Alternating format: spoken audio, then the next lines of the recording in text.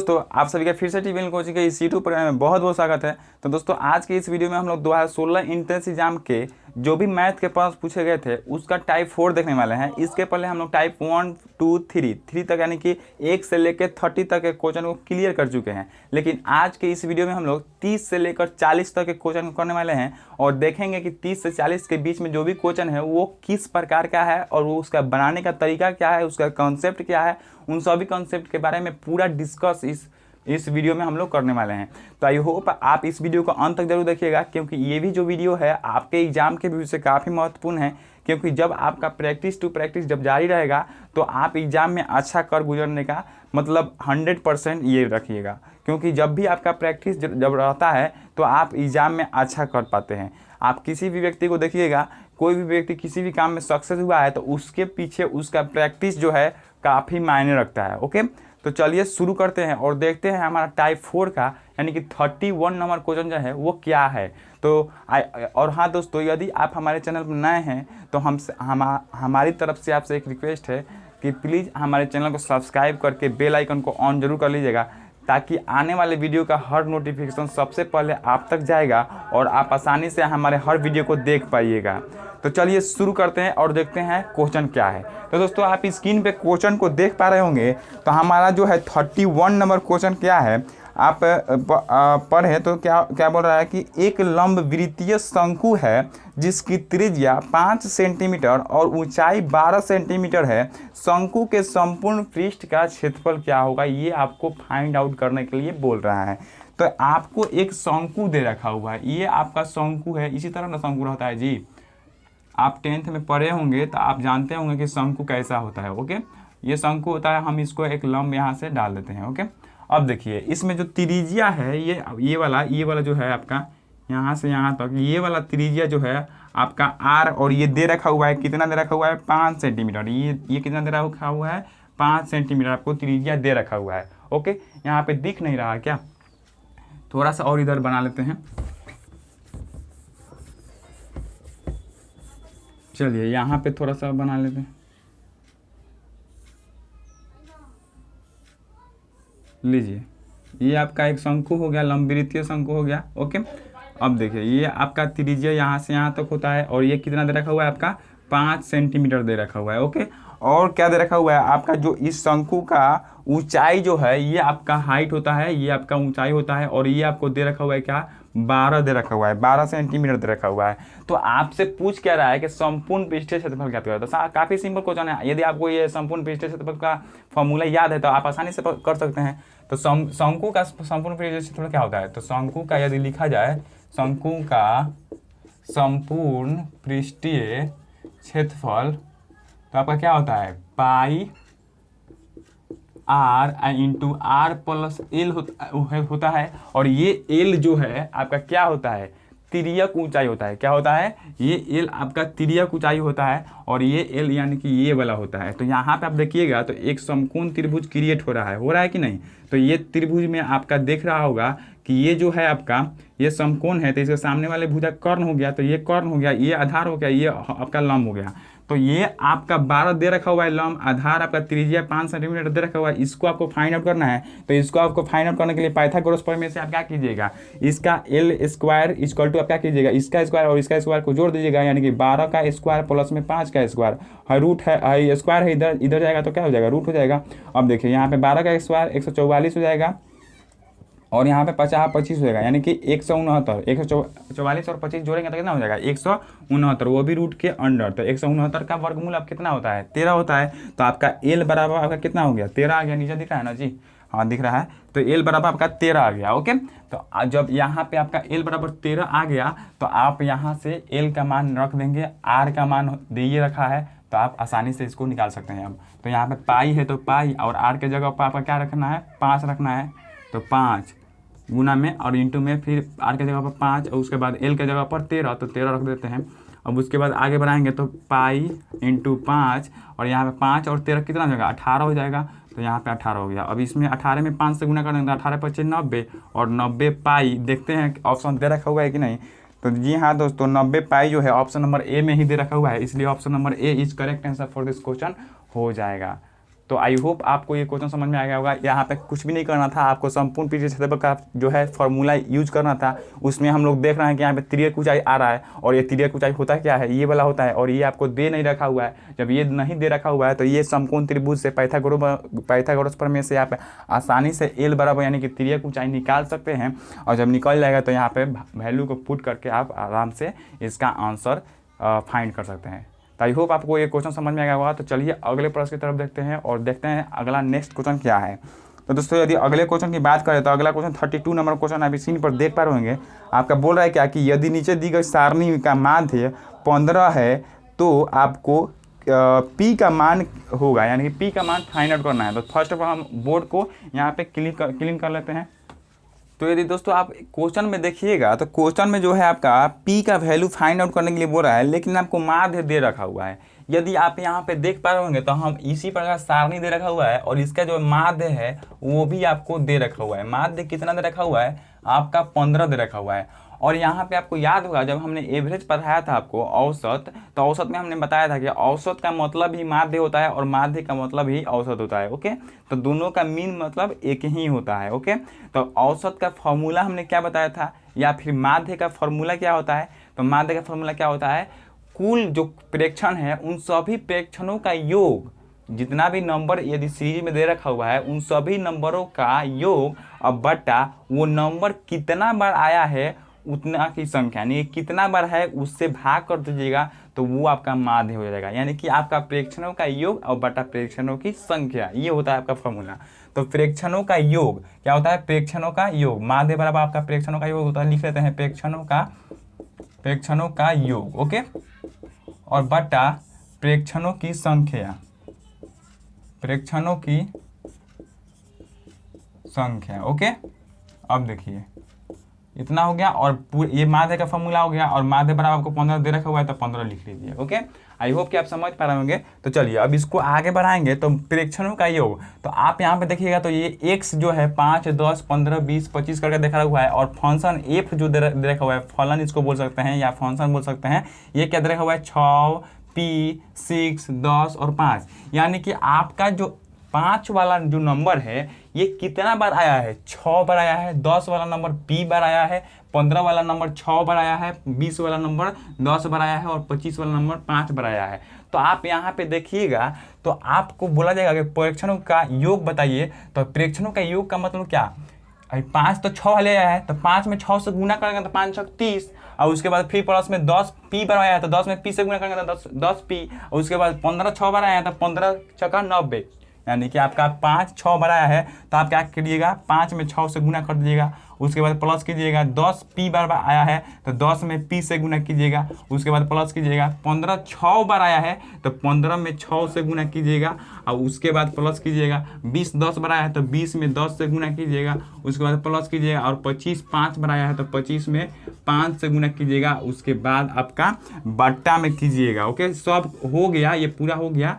तो आप क्या कीजिएगा, यहाँ पे बटा में देखेंगे तो प्रेक्षणों की संख्या, तो प्रेक्षणों की संख्या कितना बार आया है, एक है 5 6 बार आया है, 10 P बार आया है, 15 6 बार आया है, 20 10 बार आया है, 25 5 बार आया है। यानी कि है 6 + 5 + 6 + 10 + 5, यानी कि सबको जोड़ेंगे क्योंकि ये फलन है, ये फंक्शन है, कितना बार रिपीट हुआ है ये आपको दे रखा हुआ है, और ये संख्या दे रखा हुआ है कि ये संख्या 6 बार, ये संख्या P बार, ये संख्या 6 बार, ये संख्या 10 बार, और ये संख्या 5 बार। तो आई होप कि आप यहाँ पे समझ गए होंगे क्वेश्चन।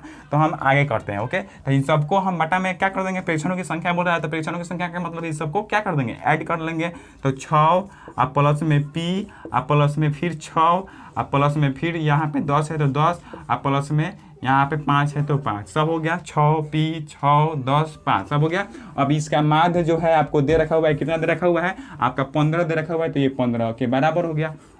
यानी इधरों माध्य हो गया और उधरों माध्य हो गया, यानी कि दोनों एवरेज है और दोनों एवरेज एक दूसरे के बराबर हो गया। तो ये जो है आपका हो गया। अब इसको आगे थोड़ा बढ़ाएंगे तो 5 6 का 30, तो 30 हो जाएगा। प्लस में 10 में P से गुना करेंगे तो 10 P होगा, और प्लस में कितना लगेगा 15 6 का 90, और प्लस में आपका 20 10 200, 20 10 200, और प्लस में आपका 25 5 125 हो गया। अब बट्टा में देखेंगे तो बट्टा में इसको करेंगे क्या, आपका बट्टा में कितना दे रखा हुआ है 6 6 12 और 6 12 5 10 22 और 5 27, यानी कि 27 और प्लस में एगो पी बच रहा है तो पी। ओके, आई होप कि समझ पा रहे होंगे आप। यहाँ पे थोड़ा सा ऊपर लिखना चाहिए था, चलिए कोई बात नहीं। यहाँ पे 15 बराबर में है तो 15 बराबर में हो गया। ओके, अब देखिए है सबको जोड़ लेते हैं ऊपर वाला को, तो 30 है 10 भी तो नहीं जुटेगा, क्योंकि ये एक जो है रिलेशन का नहीं बन रहा है, यानी कि ये जो है आपका अचर हो जा रहा है और ये जो है आपका चर के साथ मल्टीप्लाई है, तो इसको अलग रखेंगे। तो 30 90 120, 120 में 200 जोड़ेंगे तो कितना हो जाएगा आपका 120 में 200 जोड़िएगा, या इस तरह जोड़ दीजिए 90 30 120, 120 में 200 जोड़िएगा तो 320, और 320 में आप 125 जोड़िएगा तो 320 में आप 125 जोड़िए तो 5 4 4, यानी कि 445 आ रहा है। तो ऊपर में आपका कितना आ रहा है, यहाँ पे हम लिख लेते हैं 445 और प्लस में एक 10 पी बच रहा है, तो 10 पी हो गया। अब देखिए बटा में आप देखिए तो 27 पी है तो 27 पी लिख देंगे, 27 प्लस पी, और उसके बाद बराबर में आपका क्या दे रखा हुआ है 15 है, इसका माध्य पूरा 15 है तो इसलिए 15।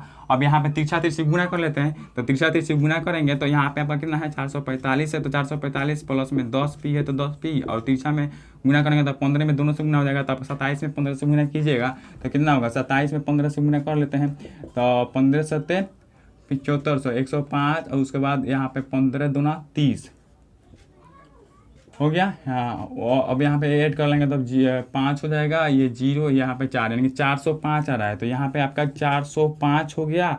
और यहाँ पे पी में 15 से फिर गुना होगा तो आपका कितना होगा 15 पी होगा। आई होप कि आप समझ पा रहे होंगे। अब देखिए इसको थोड़ा सा और आगे बढ़ाएंगे तो आपका आंसर आ जाएगा। ओके, चलिए इसको और आगे बढ़ाते हैं। तो यहाँ पे आप देखिएगा तो पी को एक तरफ कर लेते हैं और यहाँ पे जो है अचर है उसको एक तरफ, चर को एक तरफ, अचर को एक तरफ। तो ये जो है 405 को इधर ला देते हैं और 10 पी को उधर लेके चले जाते हैं। तो 405 इधर आएगा तो माइनस होगा, यानी कि 445 में से 405 इधर आके घट जाएगा, तो घट जाएगा तो कितना बचेगा यहाँ पे आपका 40 बचेगा। क्यों? क्योंकि 445 है और ये 405 है, तो 445 में से 405 माइनस होगा। तो आई होप आप समझ रहे होंगे कि 445 में 405 घट जाएगा तो आपका 40 हो जाएगा। अब यहाँ पे 10 पी उधर जाके इसमें से 15 पी में से घट जाएगा, क्योंकि इधर प्लस में इधर है तो इधर आएगा तो माइनस में हो जाएगा, तो 5 पी बचेगा और 5 पी बराबर 40, इसलिए पी बराबर आपका कितना हो जाएगा 5 और 8 40, यानी कि 8 आ गया। और यही 8 जो है आपको फाइंड आउट करने के लिए बोल रहा था, पी का वैल्यू फाइंड आउट करने के लिए बोला था। तो P equal to 8 is the right answer for this question हो जाएगा। देख लेते हैं ऑप्शन है कि नहीं। तो ऑप्शन देखें तो यहाँ पे ऑप्शन नंबर बी में दे रखा हुआ है, इसलिए option number B is correct answer for this question हो जाएगा। ओके, तो आई होप आप यहाँ पे समझ गए होंगे। आपको यहाँ पे कुछ नहीं करना था, यहाँ पे आपको दे रखा हुआ था एक्स और एफ। एक्स का मतलब कि ये जो है नंबर है, ये नंबर दे रखा हुआ था, और एफ का मतलब फलन, ये कितना बार रिपीट हुआ है वो आपको दे रखा हुआ था। 5-6 बार रिपीट हुआ था, 10 पी बार रिपीट हुआ है, 15 6 बार रिपीट हुआ है, 20 10 बार रिपीट हुआ है, 25 5 बार रिपीट हुआ है, और आपको माध्य दे रखा हुआ है 15। तो माध्य का जो फॉर्मूला होता है वो क्या होता है, प्रेक्षणों का योग बटा प्रेक्षणों की संख्या। तो प्रेक्षणों का योग निकालेंगे तो 5-6 बार रिपीट हुआ है, तो 5 6 30, 10 पी, 15 6 90, 20 दहा के 200, 25 25 125, सबको ऐड कर लेंगे तो ये कुल प्रेक्षणों का योग हो गया। और बटा में प्रेक्षणों की संख्या पूछ रहा है, तो ये 6 बार, ये पी बार, ये भी 6 बार, ये भी 10 बार और ये 5 बार, तो इन सबको ऐड कर लेंगे तो ये प्रेक्षणों की संख्या हो गया। और बटा में कर देंगे तो इस तरह कैलकुलेट करेंगे तो यहाँ पे पी का मान आपको 8 आएगा, और यही पी जो है आपको फाइंड आउट करने के लिए बोल रहा था। तो P is equal to 8 is the right answer for this question हो जाएगा। तो आई होप आप इस क्वेश्चन को भी समझ गए होंगे। तो चलिए अगले प्रश्न की ओर देखते हैं और 33 नंबर देखते हैं क्वेश्चन की आखिर वो क्या है। तो यदि अगले प्रश्न की बात करें तो 33 नंबर क्वेश्चन जो है आपका त्रिभुज ट्रायंगल से दे रखा हुआ है। काफी सिंपल क्वेश्चन है ये। क्वेश्चन जो है हम करा चुके हैं ऑलरेडी, यानी कि त्रिभुज का जो चैप्टर पढ़ाए थे उसी में हम ये क्वेश्चन को कराए हैं। आप देखिए क्या बोल रहा है कि एक त्रिभुज जो है, त्रिभुज की भुजाएं क्रमशः 3 4 5 दे रखा है।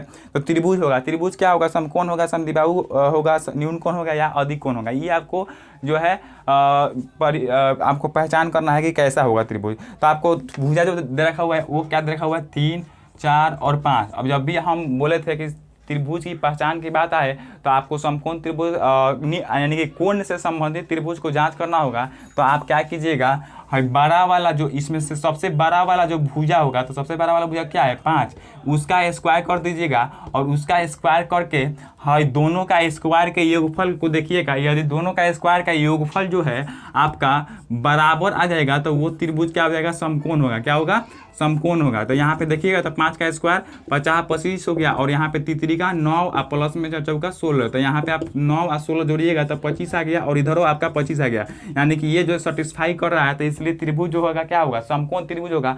और यदि यहाँ पे 25 से 5 का स्क्वायर यानी 25 से ये वाला वैल्यू जो है यदि छोटा आता तो क्या होता, आपका न्यून कोण त्रिभुज होता। क्या होता, न्यून कोण होता। और यदि आपका बड़ा आता ये वाला तो आपका क्या होता, अधिक कोण त्रिभुज होता। ओके, तो आई होप आप समझ गए होंगे। बड़ा आता तो अधिक कोण, छोटा आता तो न्यून कोण, और बराबर आया तो समकोण। यहाँ पे आप इसको याद रखिएगा। तो समकोण त्रिभुज, समद्विबाहु त्रिभुज और न्यून कोण त्रिभुज, अधिक कोण त्रिभुज पहचान करने में कोई आपको दिक्कत नहीं होगा। ओके, तो चलिए इस तरह अब ये जो क्वेश्चन है आपका समकोण त्रिभुज हो जाएगा। ऑप्शन देख लेते हैं। ऑप्शन आपका ऑप्शन नंबर ए में ही दे रखा हुआ है, इसलिए option number A is correct answer for this question हो जाएगा। तो आई होप आप इसको समझ गए होंगे। तो चलिए अगले प्रश्न की तरफ बढ़ते हैं। तो दोस्तों यदि अगले प्रश्न की बात किया जाए तो अगला प्रश्न 34 नंबर क्वेश्चन आप स्क्रीन पर देख पा रहे होंगे। काफी सिंपल क्वेश्चन है। ये आपका वर्ग से जो है दे रखा हुआ है। बोल रहा है कि एक वर्ग की एक भुजा 5 सेंटीमीटर है तो उसके विकर्ण की लंबाई ज्ञात करें। यानी कि एक वर्ग है, मान लीजिए ये वर्ग है आपका, ये एक वर्ग हो गया और इसका वर्ग का एक विकर्ण जो है इसका लंबाई आपसे पूछ रहा है, और एक भुजा जो है उसका लंबाई दे रखा हुआ है 5 सेंटीमीटर। तो ये जब 5 सेंटीमीटर है तो ये भी आपका 5 सेंटीमीटर होगा। तो आपको फाइंड आउट करने के लिए क्या बोल रहा है, ये वाला बोल रहा है। तो एक तो आपको इसको बनाने का 2 तरीका है। एक तो आप फार्मूला बेस बना सकते हैं, यानी कि वर्ग का विकर्ण जो है, वर्ग के विकर्ण का जो है फार्मूला क्या होता है वो आप उस तरह बना सकते हैं। ओके, और एक जो है आपको यहाँ से आप इसको त्रिभुज मानकर बना सकते हैं। ये आपका मान लीजिए ये आपका समकोण त्रिभुज होगा, क्योंकि यहाँ पे एंगल जो बनता है 90 डिग्री का, एंगल 90 डिग्री 90 डिग्री 90 डिग्री, इसलिए यहाँ पे 90 डिग्री। तो इसके सामने वाला भुजा कर्ण और ये आपका आधार हो गया, ये लंब हो गया। तो यदि कर्ण निकालिएगा तो कर्ण ही ना आपको मालूम है, ये वाला ही ना आपको मालूम करना है, आपको ये वाला ही फाइंड आउट करना है। तो कर्ण का स्क्वायर बराबर पाइथागोरस प्रमेय से क्या होता है, रूट अंडर ये 5 का स्क्वायर प्लस में ये भी आपका आधार 5 का स्क्वायर। तो आपका ये जो है सॉरी यहाँ पे स्क्वायर होता है तो ये रूट नहीं होता है। यदि स्क्वायर हटाइएगा तो ये आपका रूट इधर आ जाता है। ओके, अब देखिए यहाँ पे आपका रूट इधर आ गया है तो 5 25 और यहाँ पे आपका प्लस में 50 25 क्या हो गया आपका रूट अंडर 50। क्या हो गया, रूट अंडर 50। यदि आप इसको छोटे छोटे टुकड़ों में बांटिएगा तो आप क्या कीजिएगा, इसको कैसे बांट सकते हैं, 50 25 गुना 2 लिख सकते हैं कि नहीं इसको। तो 25 का वर्गमूल 5 होता है तो 5 बाहर आ जाएगा और यहाँ पे अंदर में क्या बच जाएगा, रूट 2 बच जाएगा। तो इसलिए 5 रूट 2 जो है इस तरह का से इस क्वेश्चन का सही उत्तर होगा। ऑप्शन देख लेते हैं। तो ऑप्शन नंबर सी में दे रखा हुआ है, इसलिए option number C is correct answer for this question होता है। लेकिन यहाँ पे एक बात आपको ये भी ध्यान रखना होगा कि आपको यदि विकर्ण पूछे तो आप इस फॉर्मूला को याद कर लीजिए। विकर्ण बराबर क्या होता है, रूट अंडर 2 गुने भुजा होता है। क्या होता है, रूट अंडर 2 गुने भुजा। वर्ग का विकर्ण, किसका विकर्ण होता है, वर्ग का विकर्ण बराबर रूट 2 गुने भुजा होता है। और रूट 2 जो है आपका इसी तरह हो जाएगा और भुजा आपको दे रखा हुआ है 5, तो 5 यानी कि 5 रूट 2 जो है इसी तरह यहाँ से भी आप आंसर निकाल सकते हैं। इस तरह करने का कोई ज़रूरत नहीं है। ओके, तो यहाँ पे आप इसको फॉर्मूले को भी याद रखिएगा। ओके, तो चलिए यहाँ पे option number C is correct answer हो जाएगा। अगले क्वेश्चन की तरफ बढ़ते हैं और देखते हैं हमारा अगला नेक्स्ट क्वेश्चन 35 नंबर क्वेश्चन क्या है। तो आप देख रहे होंगे 35 नंबर क्वेश्चन यदि आप स्क्रीन पे, तो आपका बोल रहा है क्या कि यदि 2 वृत्तों की त्रिज्याएं बराबर है तो वे आपस में होंगे। आप यहाँ पे देखिए तो 35 नंबर क्वेश्चन बोल रहा है क्या कि ये एक वृत्त हो गया और ये एक वृत्त हो गया, इन दोनों का ये त्रिज्या जो है एक दूसरे के बराबर है। इन दोनों त्रिभुज का त्रिज्या जो है एक दूसरे के बराबर है। तो मान यहाँ पे देखिए कि यदि ये त्रिज्या बराबर है तो इस त्रिज्या से ना ऐसे घूमकर एक वृत्त बनाएगी, तो ये त्रिज्या से ऐसे घूमकर बनाए वृत्त, और ये भी जो है इसका त्रिज्या बराबर है तो ये भी अपना ऐसे घूमकर एक वृत्त बनाएगी। तो जो जब त्रिज्या बराबर है, बराबर त्रिज्या, ये वाला लंबाई जो है बराबर है, तो ये पूरा का पूरा इसके बराबर, यानी कि इसको पूरा का पूरा ढक लेगा ये पहला वाला, यानी कि दोनों आपस में पूर्णतः बराबर होंगे, यानी कि एक दूसरे को आपस में पूरा का पूरा ढक लेंगे। और जब एक दूसरे को आपस में पूरा का पूरा ढक लेते हैं तो वो किस रूल के अंतर्गत आता है, सर्वांग समता का रूल आता है। और ऑप्शन देखिएगा तो आपको दे रखा हुआ है कि समरूप, सकेंद्री, संपाति या सर्वांग समता। तो सर्वांग समता जो है आपका डी नंबर ऑप्शन सर्वांग सम हो जाएगा। डी नंबर ऑप्शन सही उत्तर होगा। मतलब सर्वांग सम का मतलब क्या कि वो जैसे ये वाला वृत्त है इसको उठा के इस पे रखे तो ये पूरा क्या पूरा इसको ढक ले, या फिर इसको यहाँ पे इस पे रखे तो ये पूरा का पूरा ढक ले। यानी कि यदि आप मानिए कि 1 रुपये का जो सिक्का होता है, 2 को 1 रुपये का सिक्का लीजिए एक ही कैटेगरी का और दोनों को ढकिएगा तो दोनों जो है एक दूसरे को पूर्णतः ढक लेते हैं। क्या कर लेते हैं, दोनों एक दूसरे को पूर्णतः ढक लेते हैं। तो वो दोनों सिक्के जो है एक दूसरे के क्या हुए, सर्वांगसम हुए। क्या हुए, एक दूसरे के सर्वांगसम हुए। तो उसी प्रकार यहाँ पे इसका रेडियस जब बराबर है तो ये दोनों एक दूसरे के सर्वांगसम अवस्था में होंगे। क्यों? क्योंकि यदि आप मानिए कि बीच में खूंटा गाड़ दे, वो घोड़ा को एक जो है आप रस्सी से बांध दे और वो घोड़ा जो है एक चक्कर लगा देता है तो एक वृत्त बन जाता है, और उतना ही लंबाई का एक और घोड़ा को ठोक दें तो वो भी चक्कर लगाएगा तो एक वृत्त बन जाएगा। तो लंबाई जब उस दोनों का रस्सी का एक ही होगा तो वो जितना बड़ा वृत्त बनाएगा उतना ही बड़ा ये भी वृत्त बनाएगा। तो उसी प्रकार यानी कि दोनों एक दूसरे के ढक लेते हैं, तो इसलिए ये क्या हो गया आपका सर्वांग समता का रूल से रिलेटेड हो गया। इसलिए option number D is correct answer for this question हो जाएगा। तो आई होप आप इस क्वेश्चन को समझ गए होंगे। तो हम अगले प्रश्न की तरफ बढ़ते हैं। नहीं समझ में आया है कमेंट बॉक्स खुला हुआ है, जो बोलना है बोल दीजिएगा। ओके, चलिए अगले प्रश्न की तरफ बढ़ते हैं। तो दोस्तों यदि अगले प्रश्न की बात किया जाए तो अगला प्रश्न आप स्क्रीन पर देख पा रहे होंगे। अगला प्रश्न 36 नंबर क्वेश्चन क्या बोल रहा है कि अर्धवृत्त का कोण होता है। अर्धवृत्त का कोण क्या है ये आपको बताना है। तो अर्धवृत्त का कोण क्या होता है, आप यहाँ पे अर्धवृत्त बनाइएगा तो ये आपका एक अर्धवृत्त बन गया। ओके, अब ये अर्धवृत्त बन गया और ये अर्धवृत्त से जो यहाँ पे एंगल बन रहा है ना, यहाँ पे ऐसे एंगल बन रहा है और यहाँ पे जो एंगल बन रहा है इसी को आपको बताना है कि जो एंगल यहाँ पे बनेगा वो कितना डिग्री का होगा।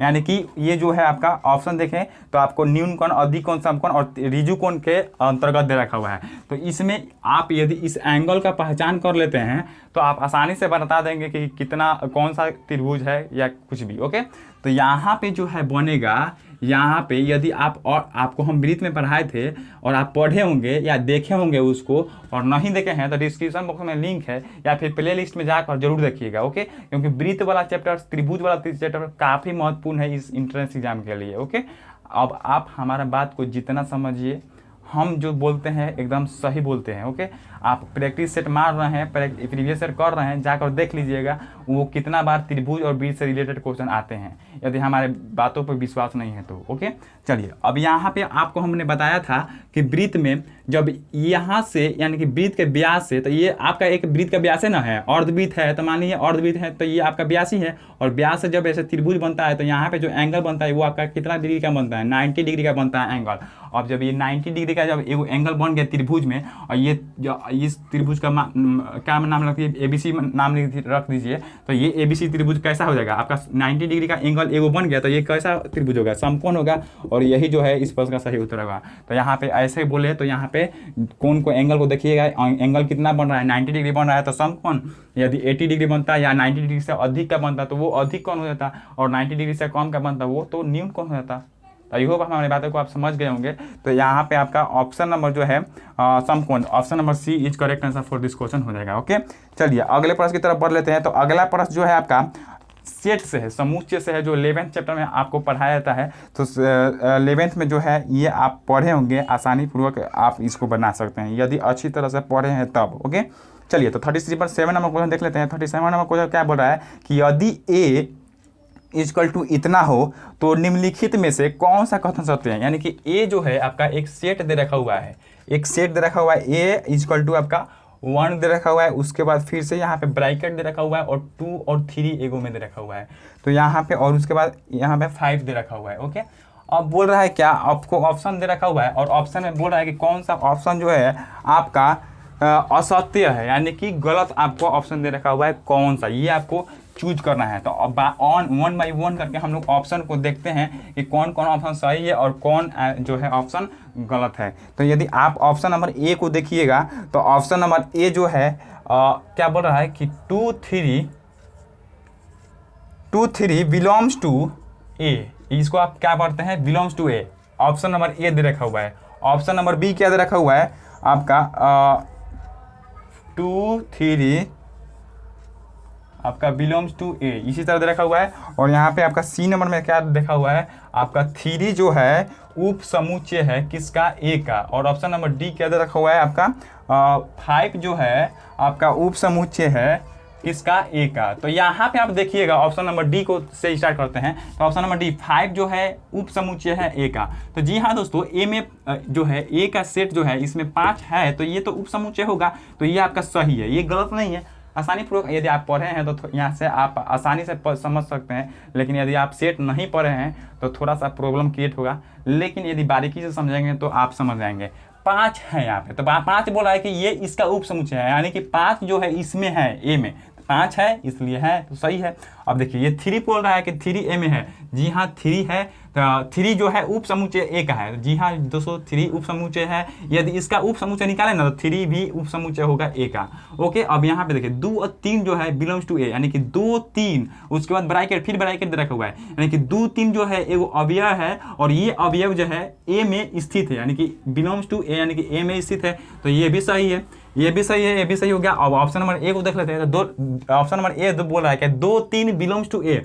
अब 2 3 बिलोंग्स टू ए इसी तरह बोल दे रहा है, यानी कि ये इसको एक अपना जो है ये ब्रैकेट दे रखा हुआ है, तो इसमें 2 और 3 को अलग अलग अवयव बताकर ये बता रहा है कि जो है ए इसमें स्थित, ए में ये स्थित है। तो ये अलग अलग तो नहीं स्थित है, ये पूरा एगो अवयव है, एगो अवयव है। इसलिए यहाँ पे आप देखिएगा तो हई एगो पूरा अवयव, हई एगो पूरा अवयव और हई एगो पूरा अवयव।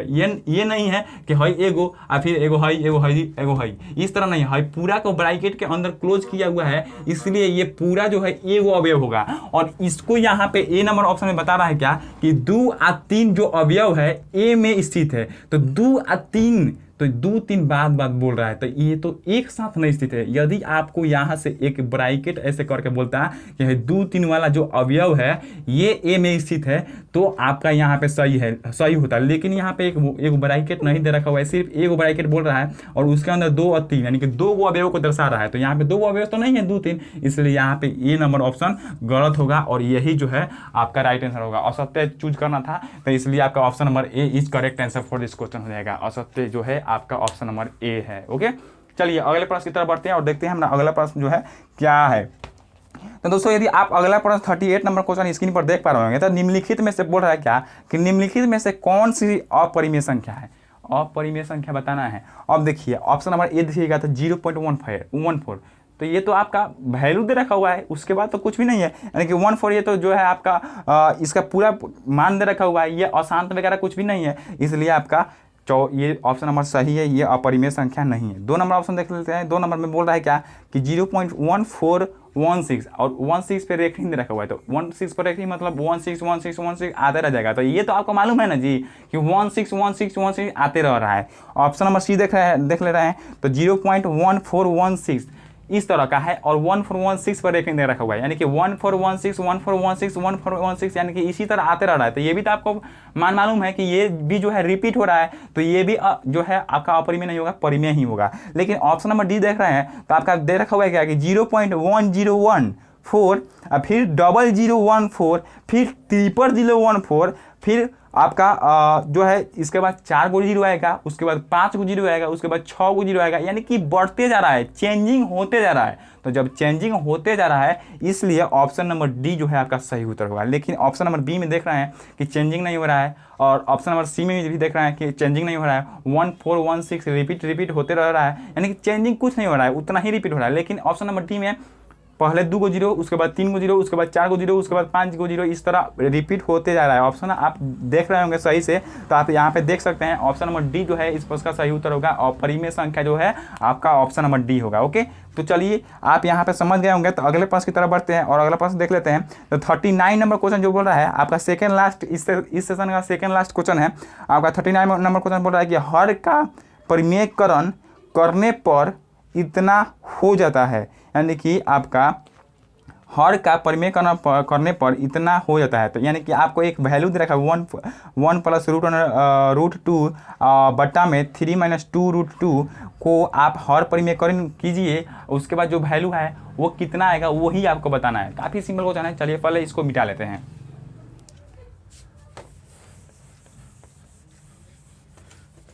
हर पल तेरी याद मुझे तड़पाती है। आगे क्या है, आगे हमको याद ही नहीं है। ओके, घबराने की ज़रूरत नहीं है, सुनने का मन होगा तो जाके मोबाइल में सुन लीजिएगा। ओके, पूरा गीत याद नहीं है। चलिए स्टार्ट करते हैं, देख लेते हैं इस क्वेश्चन को। थोड़ा थोड़ा जो है इंटरटेनमेंट होते रहना चाहिए, इससे जो है आप डिमोटिवेट मत होइएगा। चलिए देखिए आपका दे रखा हुआ है क्या 1 प्लस √2 अब बट्टा में आपका दे रखा हुआ है 3 - 2√2 और इसी का जो है हर परिमेयकरण करना है। चलिए हर परिमेयकरण कर लेते हैं। हर परिमेयकरण का मतलब क्या कि आप सिर्फ इसका चिन्ह जो है अपोजिट कर दीजिए, यानी कि उल्टा कर दीजिए, यानी कि माइनस रहेगा तो प्लस और प्लस रहेगा तो माइनस, तो माइनस है तो आप प्लस वाले के साथ गुना कर लीजिए। हर परिमीकरण का मतलब यहाँ पे आप समझ जाइएगा कि ठीक है, इसका जो है काफ़ी ज़रूरत है आपको लाइफ में, आगे भी बहुत बार इसका ज़रूरत होगा। चलिए अब ऊपर भी नीचे जो गुना कर रहे हैं इतना सा, तो ऊपर गुना करेंगे, कैसे कि अगर नीचा ही सर सिर्फ करके छोड़ देंगे तो ऊपर वाला तो खिसिया जाएगा ना जी। तो बात सही है, ऊपर वाला खिसिया जाएगा, यानी कि हई इसका मान दूसरा हो जाएगा, हई इसका मान दूसरा हो जाएगा, इसलिए ऊपर नीचे दोनों तरफ गुना कर लेंगे तो हई हई कैंसिल आउट होगा, तो उतना ही ना आएगा, इसलिए कोई इफेक्ट नहीं पड़ेगा। ओके, तो हर परिमीकरण किस तरह करते हैं, सिर्फ चिन्ह को पलट देते हैं और ऊपर नीचे दोनों में गुना कर लेते हैं। ओके, अब देखिए यहाँ पे आप देखिएगा तो 1 + √2 है और यहाँ पे गुना में 3 + 2√2 है, तो आप गुना कर लीजिए यहाँ पे आप, या पहले हम लोग नीचे वाला काम कर लेते हैं, तो यहाँ पे आप या फिर इसी तरह इसको ही सिर्फ कर लेते हैं। तो चलिए देखिए, गुना कीजिएगा, पहले 3 से गुना कीजिए तो 3, प्लस में इससे गुना कीजिए तो 3√2, और फिर इस दोनों में कितना से इतना से गुना करेंगे तो 2, यहाँ पे 1 में 2√2 से गुना करेंगे तो क्या होगा, 2√2 होगा। ओके, इसमें गुना करेंगे तो √2 2 हो जाएगा, यानी कि √2 में √2 से गुना करेंगे 2 और 2 दूना 4, तो यहाँ पे प्लस में 4 आ गया। और बटा में आप देखिएगा तो है 3 - 2√2, आप प्लस में गुना में 3 + 2√2, यानी कि यहाँ पे क्या आपको दिख रहा है कि a + b इंटू में आपका a - b देख रहा है। और जब भी इस तरह आपको दिखे तो आप क्या करते हैं, a² और -b² करते हैं कि नहीं, तो उसी तरह यहाँ पे भी कर देना है, यानी कि a² - b² का फॉर्मूला क्या होता है, a + b a - b, यानी कि एक बार जोड़ दो और एक बार घटा दो। इस तरह का मान हम बहुत बार आपको बता चुके हैं। ओके, तो आप इसको याद रखिएगा। चलिए यहाँ पे a + b के लिए आप क्या लिखेंगे, a का स्क्वायर लिखेंगे तो 3 का स्क्वायर, आप यहाँ पे माइनस होता है तो यहाँ पे माइनस हो गया, और उसके बाद यहाँ पे b का स्क्वायर तो 2√2 का होल स्क्वायर। ओके, अब देखिए आप इसको आगे बढ़ाइएगा तो यहाँ पे आप देखिए 3 और 4 7 हो जाएगा, यहाँ पे प्लस में 3√2 और 2√2 कितना हो जाएगा, 5√2 हो गया। और बटा में आप देखिएगा तो 3 का 9, और यहाँ पे आप देखिएगा तो इसका स्क्वायर कीजिएगा तो 2 का स्क्वायर 4 और √2 और √2 कितना हो जाएगा 2, तो 4 दूना 8। यहाँ पे आप देखिए तो 2 का स्क्वायर कीजिएगा तो 2 दूनी 4 और √2 का 2 बार गुना कीजिएगा तो √2 और √2 कितना हो जाएगा, सिर्फ 2 होगा तो 4 दूना 8 होगा, यानी कि 9 में से 8 घट जाएगा। तो आपका आया क्या यहाँ पे 7 + 5√2, 7 + 5√2, और बाटा में आप 9 में से 8 घटाइएगा तो 1 होगा, तो बाटा में 1 लिखिए चाहे मत लिखिए, बात एक ही हुआ। और यही आपको फाइंड आउट करने के लिए बोल रहा था, तो यहाँ पे ऑप्शन जो है यही होगा। देख लेते हैं ऑप्शन कितना में दे रखा हुआ है। जी हाँ दोस्तों, ऑप्शन नंबर डी में दे रखा हुआ है,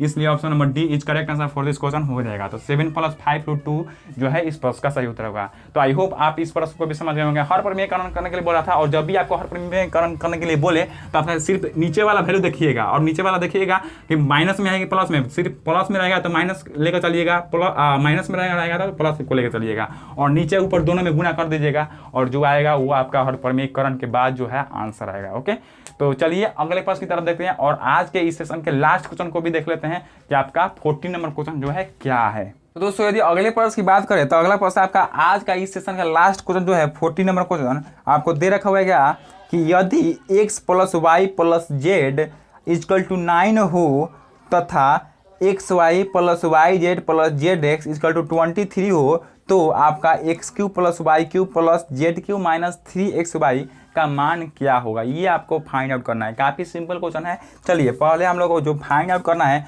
वो लिख लेते हैं, नहीं जो दे रखा हुआ है उसको भी लिख लेते हैं। चलिए x + y + यहाँ पे दिख रहा है ना, x + y + z = आपका दे रखा हुआ है 9। ओके, और उसके बाद क्या दे रखा हुआ है आपका, कहाँ गया, हाँ यहाँ पे xy + yz + zx = 23 दे रखा हुआ है। xy + yz + zx = आपका 23 दे रखा हुआ है। आपसे पूछ क्या रहा है, आपसे x³ का वैल्यू पूछ रहा है, x³ + y³ + z³ - 3xyz, इसी का वैल्यू जो है आपको फाइंड आउट करने के लिए बोल रहा है। तो यहाँ पे इसमें कुछ भी नहीं है। देखिए यहाँ पे आपसे इतना का वैल्यू पूछ रहा है, और इतना का फॉर्मूला जो है आपका क्या होता है, आप देखिए यहाँ पे इतना का फॉर्मूला, इतना का जो है ये जो है बराबर होता है आपका x + y + z इंटू आपका x² + y² + z² Z square minus में X Y minus Z X, X Y Y Z, sorry यहाँ पे वाई जेड, यहाँ पे आपका हो जाएगा जेड एक्स। ओके, इधर दिख रहा है ना यहाँ पे, हाँ जी हाँ दोस्तों, जेड एक्स दिख रहा है। चलिए, तो ये आपका इतना इक्वल टू आपका इतना होता है। तो ये जब इतना होता है तो इसको जो है हम थोड़ा सा और आगे बढ़ाते हैं। तो एक्स वाई जेड आपको दे रखा हुआ है कितना, 9 दे रखा हुआ है। X plus Y plus Z यहाँ पे 9 दे रखा हुआ है क्वेश्चन में ही, तो आप X plus Y plus Z के जगह पर 9 रख लीजिए। अब उसके बाद यहाँ पे हम देख रहे हैं तो एक्स स्क्वायर है प्लस वाई स्क्वायर है प्लस जेड स्क्वायर है। ओके, और उसके बाद प्लस में आपका क्या है, minus X Y minus Y Z, और यहाँ पे सॉरी यहाँ पे भी माइनस ही है, माइनस जेड एक्स है। क्या है, माइनस जेड एक्स है। तो यहाँ पे जब आपका इतना है तो आप यहाँ पे ए वो इस तरह मान के चलिए, 2xy ले लीजिए, उसके बाद क्या लीजिए प्लस में फिर 2yz ले लीजिए, प्लस में फिर आपका 2zx ले लीजिए। और यहाँ पे आप देख रहे हैं कि आपका इतना, ये इतना नहीं दे रखा हुआ है। आप इतना का वैल्यू तो 9 रख दिए हैं, लेकिन आप इतना भी लिख लिए और ये यहाँ पे 2xy 2yz और यहाँ पे 2zx लिख रहा है। काहे लिख रहा है इसको भी हम बताएंगे। ओके, घबराने की जरूरत नहीं है। अब उसके बाद देखिए आप क्या कर लीजिए, यहाँ पे -3xy कर लीजिए, -3xyz लिख लीजिए, yz ले लीजिए, और उसके बाद माइनस में 3zx ले लीजिए। अब देखिए आप, अब देखिए भाई माइनस प्लस में 2xy, यहाँ पे आपका माइनस में 3xy, प्लस में 2xy माइनस में 3xy घट जाएगा तो कितना बचेगा, सिर्फ माइनस में xy बचेगा, तो माइनस में xy है। ओके, अब यहाँ पे इसको देख रहे हैं तो इसको क्या है लिख रहे हैं, तो 2yz, यहाँ पे माइनस में 3yz क्या हो जाएगा, घट जाएगा तो सिर्फ yz बचेगा, तो yz हो गया। अब यहाँ पे इसको क्या लिखे हैं, तो 2zx और यहाँ पे माइनस में 3zx, और घट जाएगा तो सिर्फ माइनस में zx बचेगा, तो माइनस में zx है। ओके, हो गया है तो है। अब देखिए, अब आपको सर यहाँ पे इसको लिखने की क्या ज़रूरत थी, ये भी आप पूछ सकते हैं। तो इसको लिखने की यही ज़रूरत थी कि आप यहाँ पे अब देखिएगा तो है पूरा का जो वैल्यू होता है, पूरा का जो फॉर्मूला होता है, ये कितना का होता है, ये आपका x plus Y plus Z का होल स्क्वायर का फॉर्मूला होता है। कितना का होता है दोस्तों, अब आप आसानी से समझ पा रहे होंगे कि x plus Y plus Z का होल स्क्वायर बराबर आपका इतना होता है। इसलिए हम इसको इतना के फॉर्म में चेंज किए, और इतना के फॉर्म में तो चेंज कर दिए, लेकिन आपको इसके बराबर भी तो करना है। तो जब इसके बराबर नहीं करेंगे तो आपका गलत हो जाएगा। तो आप क्या कर दीजिए, बाद में आप 3xy माइनस में 3yz और माइनस में 3zx का डाल लीजिए, तो जो है आपका इतना के बराबर हो जाएगा। तो आप इतना के लिए आप क्या लिख सकते हैं, x plus Y plus Z का होल स्क्वायर लिख सकते हैं। पहले से है बाहर में 9 है तो 9 बाहर में हो गया। अब माइनस में 3xy माइनस में 3yz और माइनस में 3zx है, तो सब में 3 3 3 कॉमन है, तो 3 बाहर कर लीजिए, माइनस में 3 कॉमन कर लीजिएगा, तो आपका बचेगा क्या, xy plus Y xy yz और प्लस में zx बचेगा। इसमें से 3 घट जाएगा तो xy, और इसमें से 3 घट जाएगा तो yz, और इसमें से 3 घट जाएगा तो सिर्फ zx। ओके, निकल गया। अब देखिए 3 कॉमन हो गया इस सब में से। तो अब जब 3 कॉमन हो गया तो आप यहाँ पे आप देख पा रहे होंगे कि जो है आपका सबका वैल्यू जो है यहाँ पे आप दे रखा हुआ है। x plus Y plus Z का वैल्यू दे रखा हुआ है 9, तो 9 का आपका यहाँ पे होल स्क्वायर हो जाएगा, और माइनस में 3 है तो 3 xy yz और सॉरी यहाँ पे zx जो है दे रखा हुआ है कितना, 23, तो 3 गुने 23 हो गया। अब इसको थोड़ा सा और आगे बढ़ाएंगे तो 9 बाहर है तो 9 बाहर, और अंदर में 9 है, यहाँ पे 9 का स्क्वायर मतलब कि 9 81 माइनस है 23 में 3 से गुना कर देंगे तो 3 का 9 और 3 दूना 6, यानी कि 69 हो जाएगा। अब यहाँ पे 69 हो गया। अब यहाँ पे देखिएगा तो 9 और यहाँ पे 81 में से 69 घटा लीजिए, तो 11 में से 9 घटेगा तो 2 और यहाँ पे 7 में से 6 घटेगा तो आपका 1, तो 12 में 9 से गुना कर देंगे तो यहाँ पे आपका 108 हो जाएगा। और यही जो है इस प्रश्न का सही उत्तर होगा। ऑप्शन देख लेते हैं कि ऑप्शन इतना दे रखा हुआ है या नहीं। तो जी हाँ दोस्तों, यहाँ पे 108 जो है ऑप्शन नंबर ए में ही दे रखा हुआ है, इसलिए option number A is correct answer for this question हो जाएगा। क्वेश्चन में कुछ भी नहीं था, थोड़ा सा आपको यहाँ पे माइंड को की ज़रूरत थी कि आप यहाँ से आप कितना माइंड जो है यूज कर पाते हैं। क्वेश्चन जो है थोड़ा सा डिफिकल्ट तो आपको देगा ही, ये नहीं है कि सब जो है आपको आसान ही दे देगा। अब आप देख पा रहे होंगे कि ये जो है टाइप, ये जो पार्ट बना रहे हैं हम वीडियो, इस पार्ट में आप इस सारे क्वेश्चन को देखे होंगे इससे पहले वाले, तो काफ़ी सिंपल क्वेश्चन थे। लेकिन टाइप 1, टाइप 2, टाइप 3 तक ले क्वेश्चन देखे होंगे तो थोड़ा सा हार्ड था। लेकिन इसके पहले वाला क्वेश्चन जो है आपका सिंपल था, थोड़ा आपका 35, 36, 37, 38 जो है आपका सही था, सिंपल था। लेकिन एक 40 नंबर जो क्वेश्चन है थोड़ा सा यहाँ पे डिफिकल्ट दिया है। ये भी डिफिकल्ट नहीं है, यदि आप रेगुलर प्रैक्टिस कर रहे हैं तो आप इस तरह के क्वेश्चन को आसानी से कर सकते हैं। यहाँ पे आपको इसका वैल्यू पूछ रहा है और इसका जो है फॉर्मूला होता है, ये जो है बराबर होता है x + y + z into x² + y² + z² minus xy minus yz minus zx के बराबर होता है। तो हमने इतना के लिए इतना लिख दिया, और जब इतना लिख दिया तो आप देख रहे हैं कि x + y + z = 9 दे रखा हुआ है, तो 9 यहाँ पे हम लोग पुट कर दिए। अब उसके बाद देख रहे हैं कि x + y और z² है, तो आप क्या कर दीजिए कि x + y + z का होल स्क्वायर के फॉर्म में इसको ऐसा कीजिए कि यहाँ पे x + y + z का होल स्क्वायर के फॉर्म में ये आ जाए। तो यहाँ पे 2xy 2iz और 2zx ले लिए, तो यहाँ पे आपको तो -xy माइनस yz और माइनस zx चाहिए। तो उसके लिए हमने क्या कर दिया, -3xy माइनस 3yz और -3zx ले लिया। तो उस तरह से ये भी बराबर हो गया। अब उसके बाद कॉमन किए यहाँ पे, तो 3 × xy + yz + zx हो गया, और यहाँ पे x + y + z का वैल्यू जो है 9 दे रखा हुआ है, तो 9 का स्क्वायर हो गया। उसके बाद माइनस 3 है तो 3 और 23 जो है इस पूरा का वैल्यू दे रखा हुआ है यहाँ पे क्वेश्चन में ही, तो इसलिए 23 जो है यहाँ पे हम लोग पुट कर दिए। उसके बाद यहाँ पे 9 है तो 9 और 81 में, यानी कि 81 और यहाँ पे 23 दिया 69, तो 81 में से 69 यानी कि 69 घट जाएगा, तो आपका 12 आएगा, और 12 में 9 से गुना करेंगे तो 108 यानी कि 92 टोटल से आएगा। और यही जो है इस प्रश्न का सही उत्तर होगा। Option number D is correct answer for this question हो जाएगा। ओके, तो आज का ये क्वेश्चन जो है आपका इस सेशन का लास्ट क्वेश्चन था। इसके बाद अगले पार्ट में जाएंगे और अगला पार्ट जो है 5 नंबर क्वेश्चन पार्ट देखेंगे, और 5 नंबर पार्ट में जो है इस 2016 इंट्रेंस एग्जाम के मैथ के क्वेश्चन के सारे आंसर का अंत करेंगे, सारे क्वेश्चन का अंत करेंगे। ओके, तो ये जो है आपका टाइप 4 था। इसके बाद एक और टाइप आएगा। इस तरह जो है आप टाइप 5 तक ले कंप्लीट कर लीजिएगा। और हाँ दोस्तों, यदि आप हमारे वीडियो को सारे को देख रहे हैं तो आपको जो है क्वेश्चन नहीं आ रहा है और जिसमें आपको दिक्कत वगैरह आ रहा है, परेशानी हो रही है, तो उस क्वेश्चन को आप कॉपी में या अपने नोटबुक में उसको नोट कीजिए और बार बार उसको प्रैक्टिस कीजिए। क्योंकि कुछ क्वेश्चन ऐसे होते हैं जिसको जो है काफ़ी बार प्रैक्टिस करने के बाद ही वो आपके माइंड में और एब्जॉर्ब हो पाता है, या आपका माइंड एक्सेप्ट कर पाता है उस तरह के क्वेश्चन को। तो आई होप आप हमारी बातों को समझ गए होंगे। तो आज के लिए इस सेशन का अंत यहीं पे करते हैं। अगले सेशन में फिर मुलाकात होगी। तब तक के लिए स्वस्थ रहिए, मस्त रहिए। कोरोना की इस जंग में आप पूरी मजबूती से इस कोरोना के जंग में घर पर रहकर लड़िए और बड़े बुजुर्ग का ध्यान रखिए। चलिए मिलते हैं अगले वीडियो में, तब तक के लिए धन्यवाद।